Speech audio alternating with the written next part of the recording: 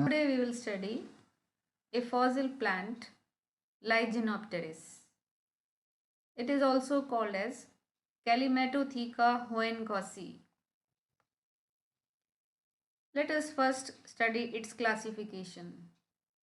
It belongs to Gymnosperms, division Pteridospermatophyta, class Cycadophylicales, order Pteridospermales, family Lyginopteridaceae, genus Lyginopteris oldhamia.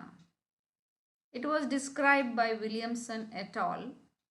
From Lancashire and Yorkshire near England.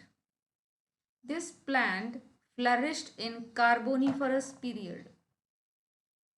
You can see here the geological time scale, and you can see here I have marked with blue color the Carboniferous period.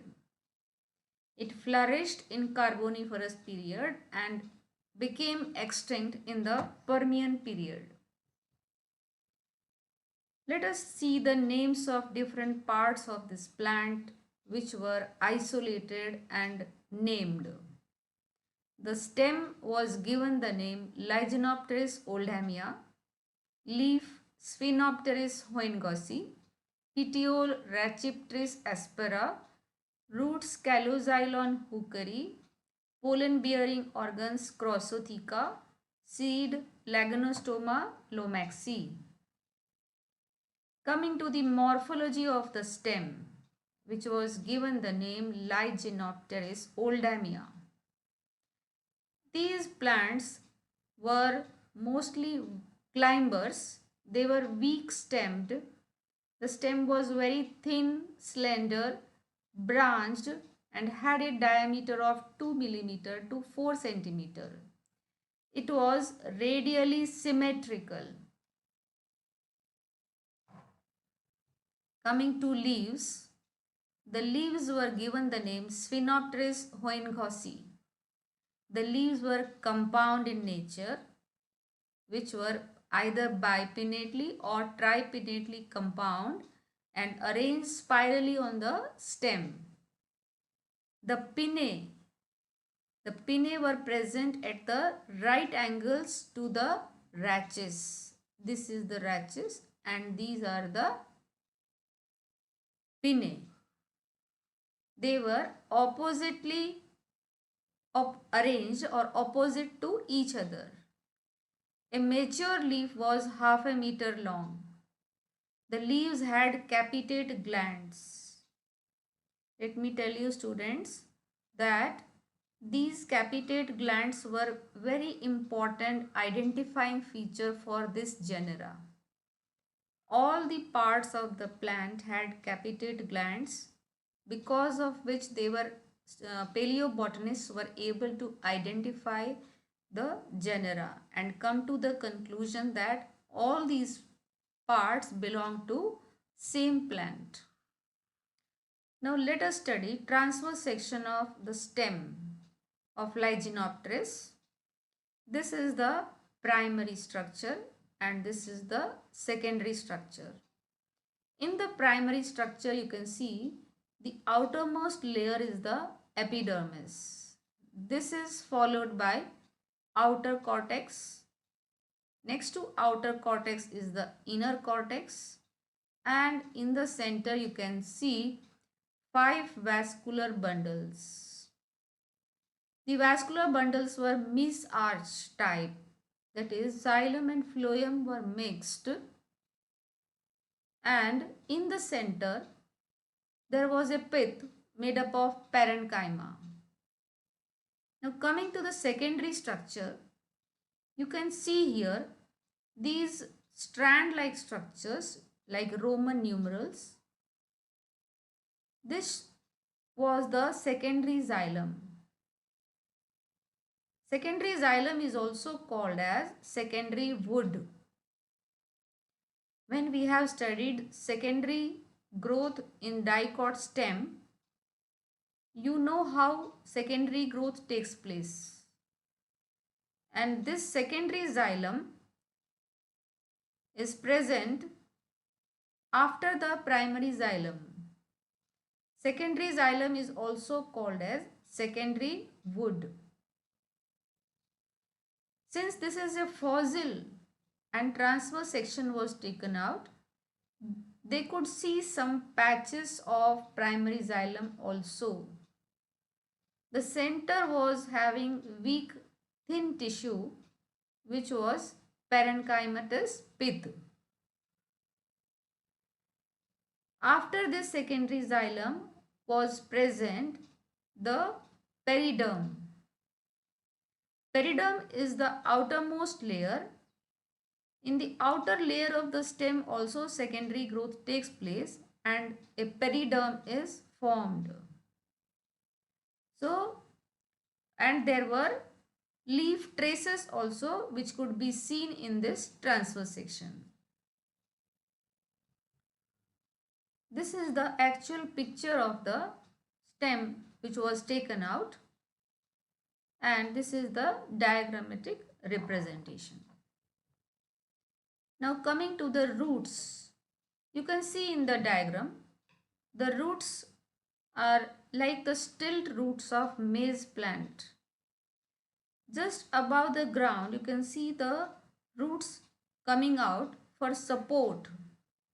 This type of roots which provide support to the plant and are present above the ground are called adventitious roots.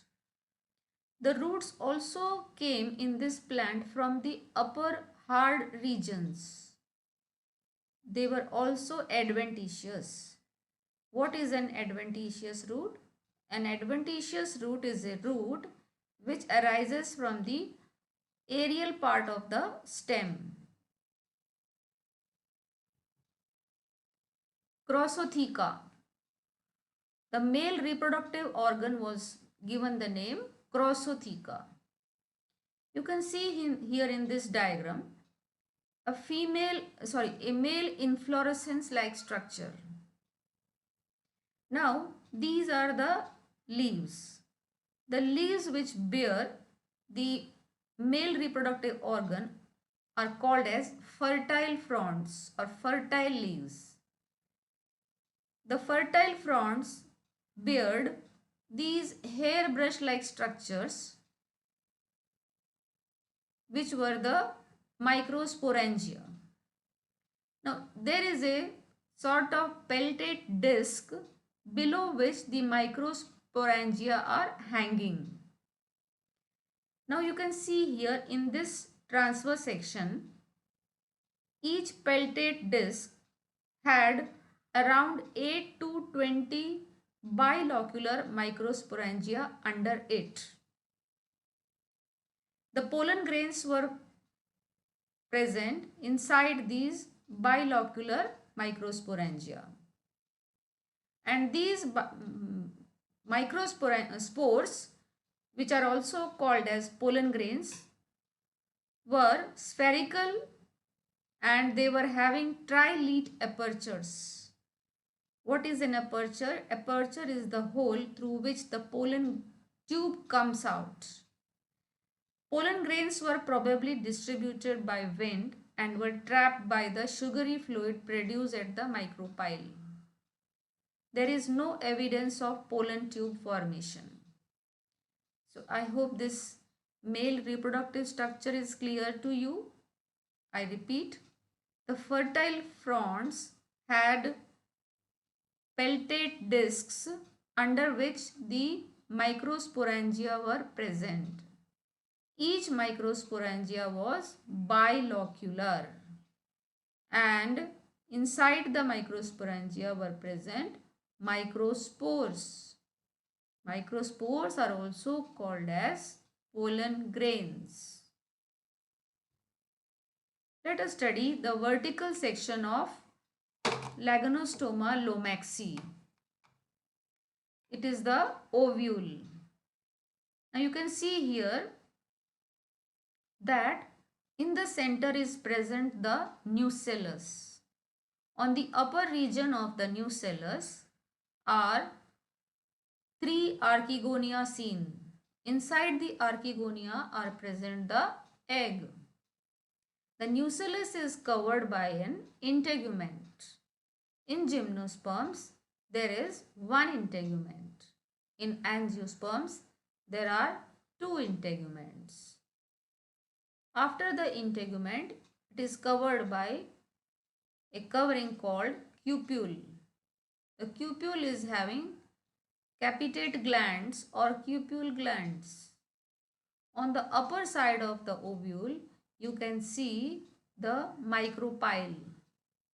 The micropyle has underneath a chamber which is called as lagonostome, or it is nothing but the pollen chamber. It secretes sugary fluid which attracts the microspores. The microspores come and take rest in this pollen chamber. There is a time gap between arrival, that is pollination, and fertilization. The microspores take rest up to a period of 1 year and then germinate.